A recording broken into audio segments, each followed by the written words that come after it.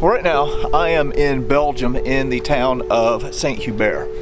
Now, after the German offensive that had pushed the lines back and had put Bastogne under siege, there was a call that went out for reinforcements to come in from the American side and kind of push the Germans back and collapse this bulge in the Allied line. Well, one of the divisions that answered that call was in Patton's Third Army, is the 87th Infantry Division, known as the Golden Acorns. Well, today we have a gentleman traveling with us by the name of Jack Moran, who was in the 87th as an infantryman, and we're going to kind of spend a little bit of time here around St. Hubert looking at some of the places where he walked in 1944.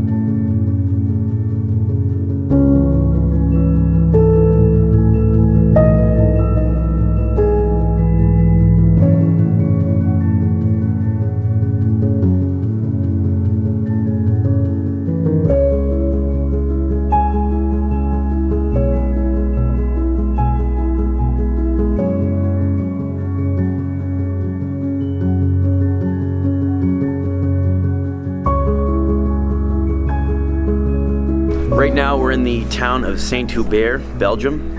A lot of World War II veterans refer to it as St. Hubert. On this very street here is an iconic photo taken of the 347th Regiment M Company during the snowy conditions of the official liberation of this town. This town went back and forth to American hands, but they claim and love the 87th Division Golden Acorns for being their official liberators here. Today we return Jack Moran. He is the 5th 87th Infantry Division veteran that I've brought back to this town, and we're going to see Laurent's museum here dedicated solely to the 87th Division. The photo, which was taken January of 1945, actually shows M Company in a patrol liberating the city, and Jack knows officially when that company came by here because he was sleeping in just one of the houses over here to my left. You have the picture, if you want to show the picture in front of you. Yeah. So you see, you can recognize that house. Yep. Just there. Okay. The church steeple. Sure. Look at They that. are both. So you were perhaps in that house? One of these first couple houses. Right? One of Yeah. those two houses. Yeah. I was on the ground floor, laying down with a good friend of mine who was a member of this M Company. This is M Company. So if you want to hold the picture, and we will take you at the same place some years after. And old John and I stood here together. John McAuliffe. Yeah.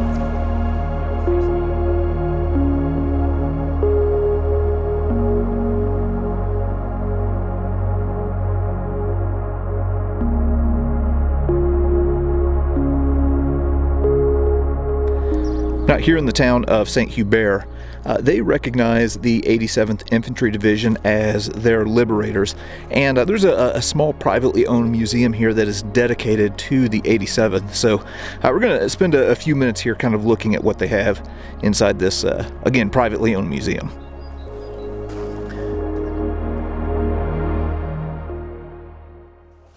So we just got into the museum here, and here you can see someone's Ike jacket from the 87th Infantry Division, and then down here, well, all over this area of Belgium, there are just debris and relics and things like that. Man, this is really something else. All right, got a few other relics here. Got a few Panzerfausts, a light anti-tank weapon from the Germans. And then up here, as you can see, we've got a selection of rusty grenades, looks like a few magazines, and then some personal effects. Here are a selection of mortars that were recovered from the battlefield, along with, I mean, just every little thing that you can imagine. Just tubes of shaving cream and toothpaste and medicine and ration cans. You think thousands of men came through here. There are no trash cans, and this is all the stuff they left behind. What we were looking at here is an artist rendition of a British Halifax bomber. And here in this museum, as you can see, they have the engine to one of these bombers that I'm assuming was shot down in this area. My goodness, they just have all kinds of interesting stuff stored up in this museum that was recovered off the battlefield. So as you can see here, we've got a bunch of ammo boxes and crates. It's kind of hard to see in there, but I mean, it's really unreal. And this is just one small part of the overall battlefield. Now this might be the most interesting thing that I've seen so far. This is, I guess you could say, kind of like a diary or a journal that was kept by one of the locals. You can see here some pictures of some of the bombers going overhead and a field grave. And I wish that I could read the language and had time to actually go through this thing. But if you flip through here, you get kind of a snapshot of a civilian's point of view. And here you can see there's a day-by-day account of the battle here. Okay. I don't know if you heard me tell a story about being in the New Orleans Museum. Okay. And the curator he grabbed me at the front door and took me immediately upstairs to a recording studio, which is just a 10 by 10 room with just one door, no windows. And I asked him, after I'd been there talking to him for a while, I asked him for a glass of water. And he said, he said, okay, I'll go get you one. He went down the hall. He left the door open about that far. I'm sitting there, and I happened to look up, and that picture was on the wall of that.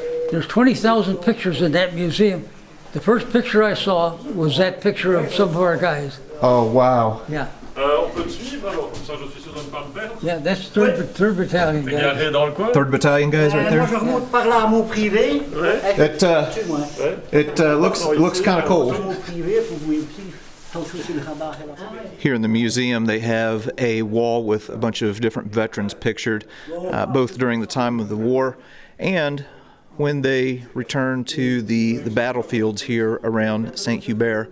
And one in particular that I wanted to point out is this gentleman right here. His name was Harold Harrington. This was from June 1944. And he was severely wounded with shrapnel to the face during the Battle of the Ardennes. And it looks like he returned here in June of 2001. All right, so you see anybody in that book that you recognize? Oh, yeah, a lot of these guys. Oh, certainly.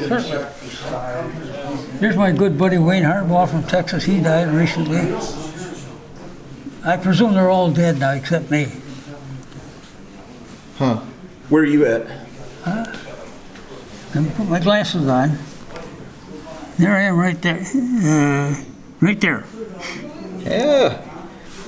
And here's a kid named Reuben Johnson from Cloquet, Minnesota.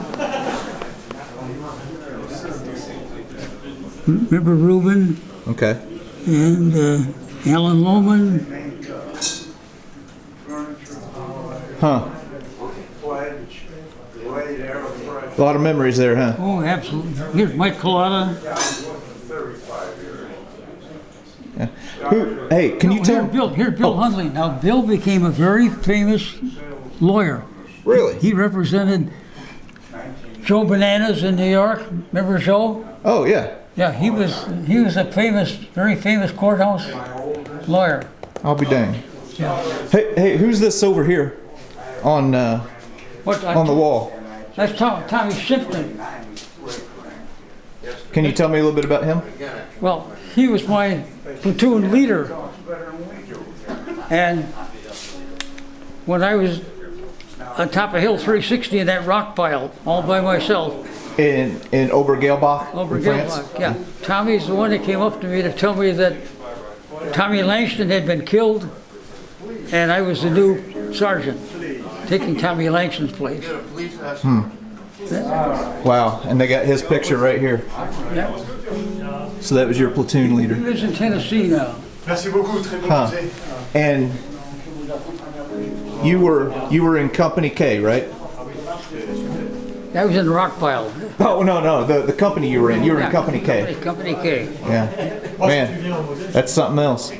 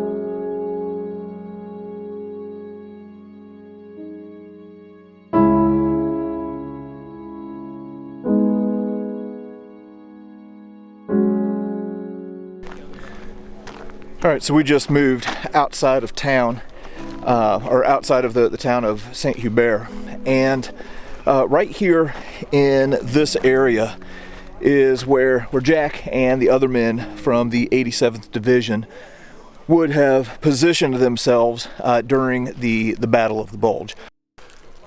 Okay, we are now in the area where the 87th Infantry Division established their defensive line when they came from France. So at the edge of those woods they dig their foxholes, and the German, the Panzerlehr Division, was in the first village we can see. It's the small village of Weskeville, and a few kilometers farther was the little city of Saint-Hubert. So the Germans were never able to go through this line. They were stopped by the forces of the 87th Infantry Division.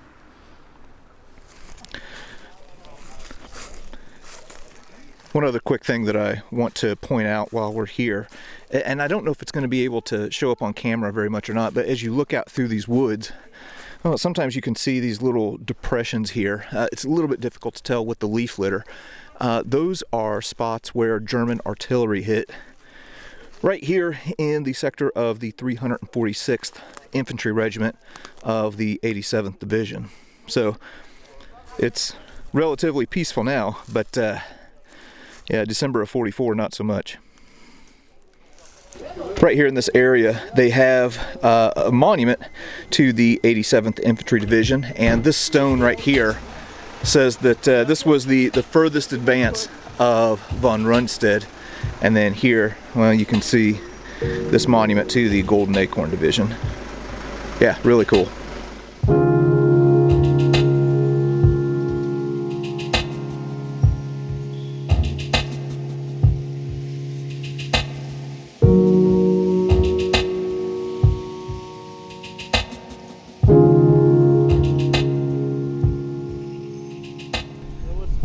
Okay, we've just moved to another location, and right out here ahead of us is the area where Jack's regiment took up a position. So Company K is going to start their attack from right here, and they're going to be moving from left to right, launching an offensive on the Germans.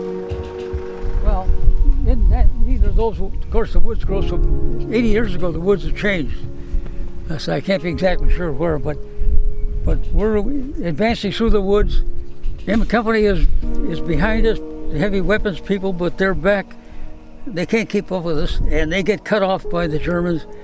And we heard the firing. We knew that we were in trouble, so we set up a perimeter defense immediately. The captain didn't want to take any chances and have us get into something we couldn't handle. And so late that day, 2 of the M Company men that were wounded were crawling through the snow to get into our perimeter. And one of our guys, who was a trigger-happy guy, opened fire on them. He didn't find out who they were. He just opened fire on them. He suspected they were Germans, of course. And one of the men screamed, "Oh, I've been hit again." And it was very tough being hit twice in winter just like this. It was extremely cold. The snow was about a foot deep. And we were just in for a bad week. We didn't know it at the time, but we were in for a very, very bad week ahead of us. And we stayed there until there was a heavy overcast, so the Air Force was not able to operate. There was no planes in the air at all, and that hurt us. But after 6 days or so, that the fog lifted, the airplanes started to strafe the Germans. They weren't bombing so much as they were strafing, but that forced the Germans to start heading back around us and escaping, getting trapped by us.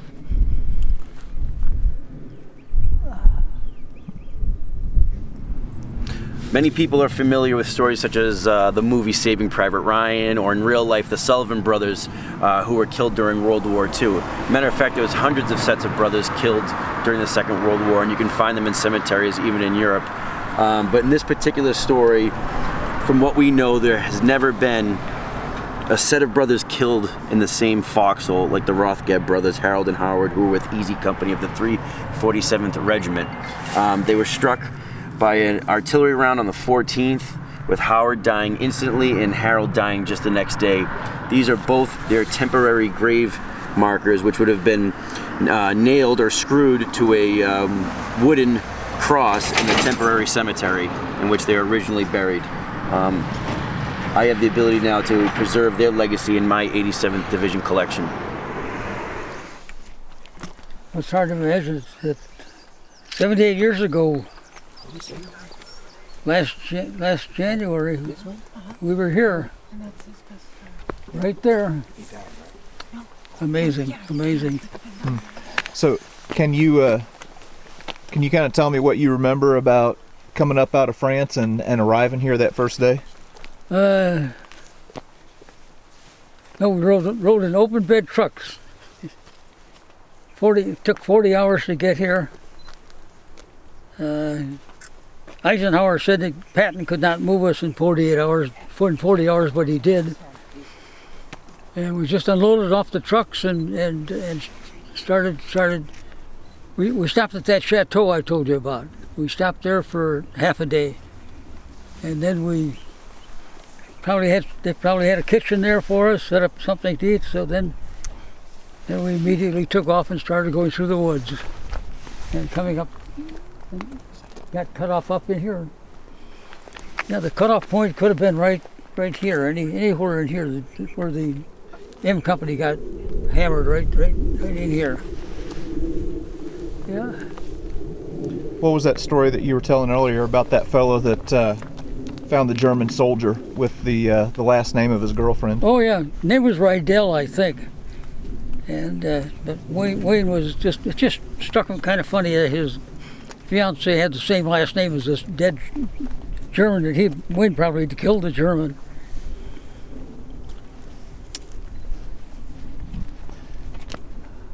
Oh, what was the grenade story that you told me? Was that here, where you pulled the pin on the grenade? Oh, that's a long ways away. That's not associated with this. We'll talk about that later. Oh, okay. Yeah. Can you go ahead and tell me the story real quick? Yeah, we bumped into a German patrol out in the woods one day, and they were slightly downhill from us.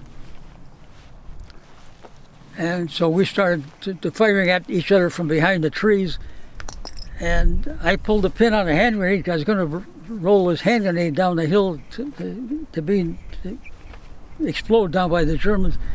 And just as I was getting ready to throw it, I dropped the pin. I'm getting ready to throw it. Some of our boys flanked those Germans and drove them out of the picture, so they weren't in view anymore. So I wasn't going to throw the grenade. So now I had to find the pin to put it back in the grenade, and the whole forest floor was covered with pine needles, and it's impossible to find that tiny little pin in all these pine needles. But 2 or 3 of us got down on our hands and knees. It took us about 5 minutes to find the pin and put it back in the grenade. That's it. You talk about a grenade you have to put just on the edge of your foxhole. When the Germans were approaching, it was here in the sirloin? Yeah. What? Yeah. Wait, what was that? Well, I just, as the Germans are driving us, surrounding us, I just assumed that, I didn't assume, but just was concerned that the Germans would overpower us because they had more people and more firepower than we had. So I did pull a pin on the grenade, and I shoved the grenade underneath the log that was holding up, or covering one corner of our foxhole, and just thought, well, if they kick us out of here, he might have a problem. He might get burnt in the process. Okay.